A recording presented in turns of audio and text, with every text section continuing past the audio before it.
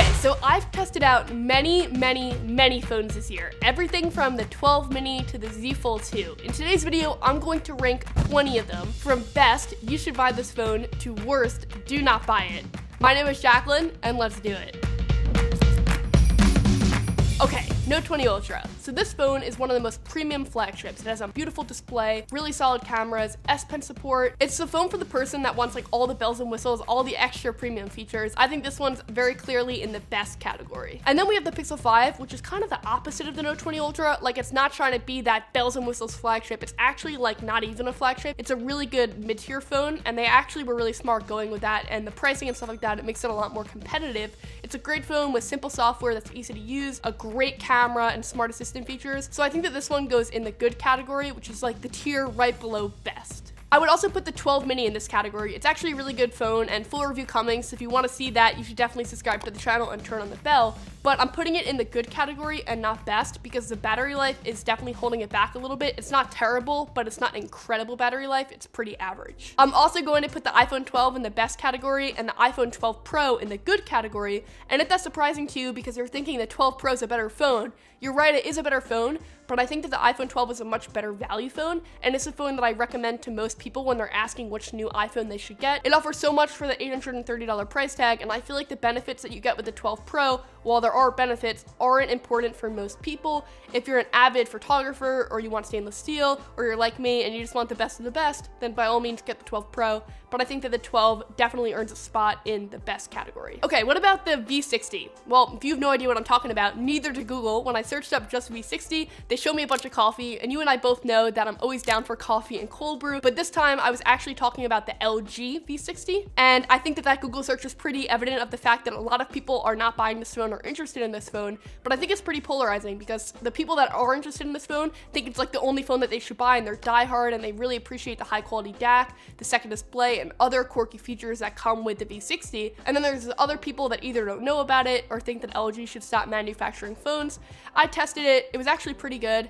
I'm gonna put this one in the good category because now there are other better value phones like the OnePlus 8T, which I would put in the best category. I just feel like it offers more value for your money, and it's a really good buy. Also, these are just my opinions, so you may totally disagree with me, and if you want to fill out your own tier maker and kind of show me where I went wrong, you can do that at the end of the video. I created a template for us, and there's also going to be a temporary channel on the NothingButTech Discord server for everyone to post there, so if you want to get involved in that, I'll link that below. But let's talk about Glastick, which is the Note 20. This is actually going to be the first phone that makes a bad category, phones that are just not a good value proposition. This phone actually was like pretty good, but it couldn't decide if it wanted to be a flagship or a mid-ranger. The price made it feel like it was going to be a flagship, but a lot of the features were on like the more mid-tier side. So this phone just wasn't a great value proposition in my eyes. And earlier in the year, Samsung released the S20 Ultra, which is the first phone to actually make the worst category, a category for phones that you shouldn't buy. And this is why. The hype was so real with S20 Ultra. I remember I got it in the studio and I was amped about it, and I started doing the typical MBT style camera comparisons, and I noticed some issues with the camera. We had focus fringing, we had lack of focus in video, and some of these were resolved with software, but a lot of them were hardware based.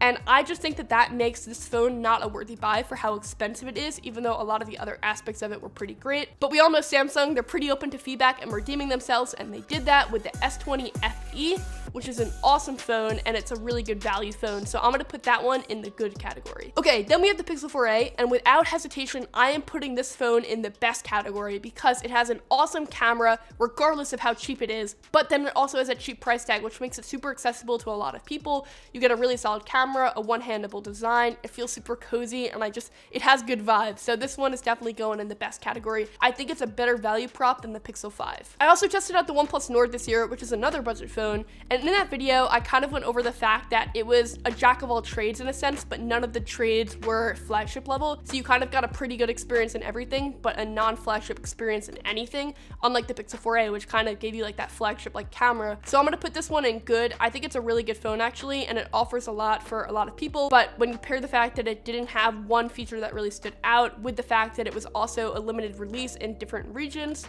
it's getting the good category. The A51 was another budget phone I tested out this year. Going into this year, I got so many comments saying, please review more budget phones, and I heard you and I did it, and I'm continuing that in 2021. But this phone at the time, I liked and I thought it was pretty good, but now I'm going to put it in the bad category because I just feel like there's too much competition in this budget space of phones that offer better value in comparison to the A51, which had that weaker processor and the weaker cameras in comparison to the Pixel 4a. So I'm putting that in the bad category because I just don't feel like it's an incredible value proposition anymore, but I feel like phones like the A21 and the A71 are great value proposition phones, and I definitely want to check them out because they get so much right. And then we have the OnePlus 8 Pro, and you probably remember that I raved about it in the review. I thought it was an awesome phone, was high-key in love with the color, but now I'm kind of teetering in between putting this in the good and bad category because the 8T is actually a better value phone now, so I kind of feel like the 8 Pro is no longer a great value proposition if you can get the 8T. Similarly, I'm kind of conflicted with the Fold 2, which is the next phone, because it does so much right, and Samsung has created an incredible foldable, but I hesitate to put it in best because best really means best value proposition, but it also could mean best in terms of having an incredible feature. And if we look at it in that lens, then the Z Fold 2 obviously deserves a spot there because it has an incredible 2-in-1 form factor feature. So I'm interested to see what you guys do. I'm gonna put it in the best. I'm gonna put the Z Flip though, which is the other Samsung foldable, in good because I just feel like that form factor is not as useful to me as like the small phone tablet form factor. And then the next phone is actually the only other phone to land itself a spot in the worst category. Do you have any guesses on what it could be?